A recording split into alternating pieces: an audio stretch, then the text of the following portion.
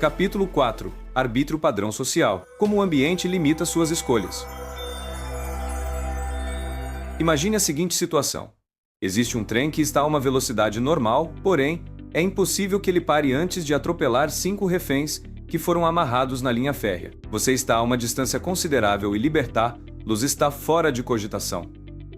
A única coisa que está ao seu alcance de ser feita é uma alavanca que muda o trem de linha, passando-o para uma trilha paralela. Nessa outra linha tem apenas um refém, e a escolha é sua. Puxa a alavanca? Difícil decisão? Bem, para alguns pode até ser fácil, contanto que não seja real.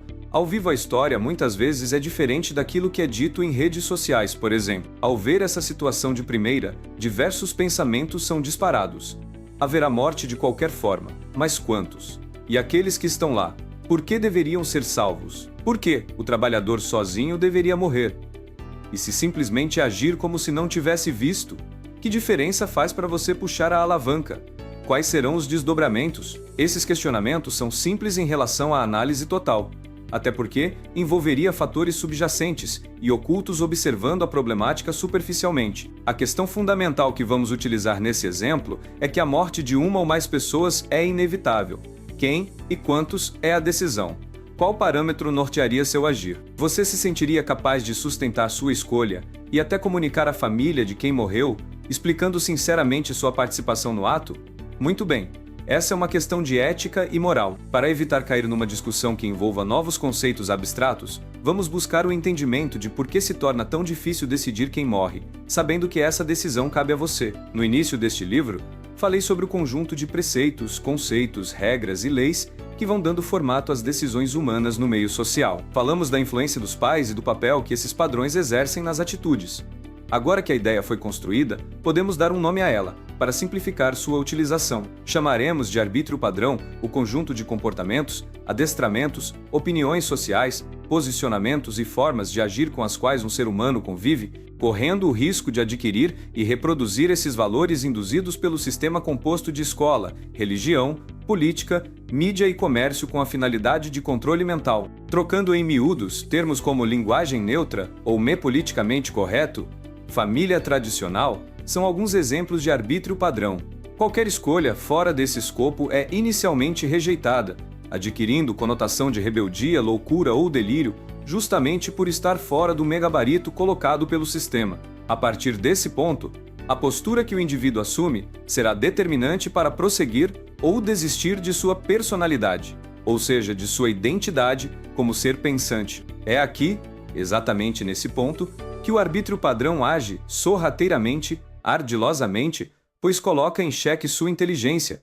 Ao pensar em agir fora da caixa, você está assumindo a responsabilidade por suas escolhas, tal qual um adolescente diante de seus pais. Porém, em vez de seus pais, a figura que assume a posição parental é a sociedade como um todo, e diferente do tratamento paterno e materno, contrariar a massa é um risco em potencial para sua reputação, vida intelectual, finanças e até mesmo sua integridade física.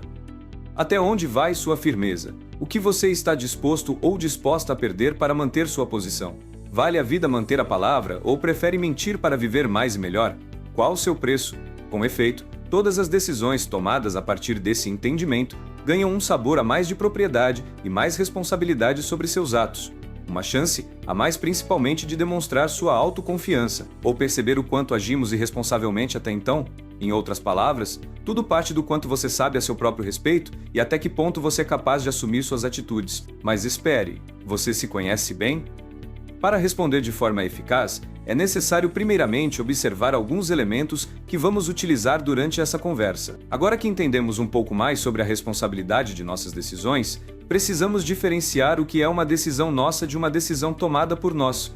Suas decisões nem sempre são tomadas por você. Tenho certeza que já pensou nisso em algum momento. Mas o inimigo número 1 das decisões conscientes está mais perto do que você imagina.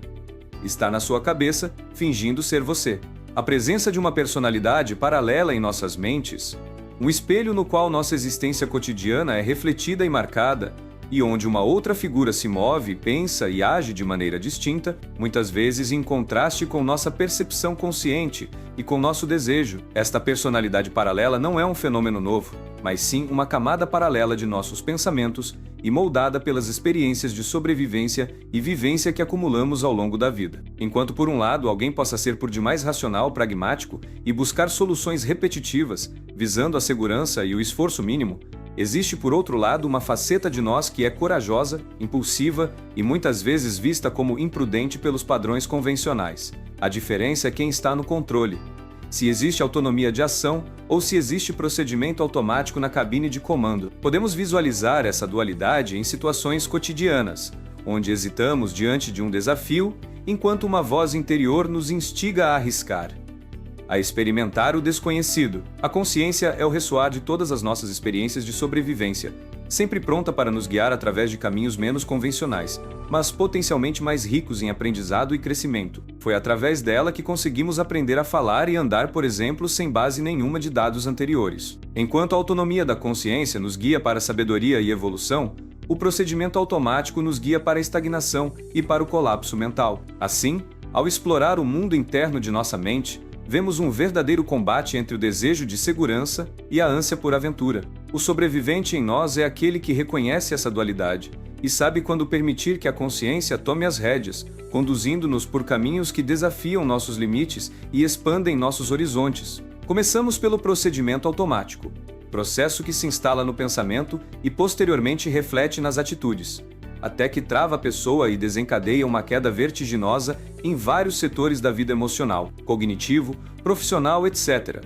Entender o funcionamento dessa parte do maquinário corporal é fundamental para conseguir depois reverter certas modificações e promover mudanças ou eliminar vícios. Você vai ver sobre isso em 2 momentos. A seguir, para compreender como o arbítrio padrão invade sua personalidade e se instala nela como um vírus, alterando seu funcionamento. E posteriormente, depois de ver os estragos que isso causa na vida como um todo, isso vai facilitar uma possível identificação de fatores com os quais você esteja convivendo sem saber, que são parte de um processo e que é possível interrompê-lo a qualquer momento, mas assim como ao desarmar uma bomba, deve ser feito com precisão cirúrgica para interromper o cronômetro e evitar a explosão. Vamos nessa?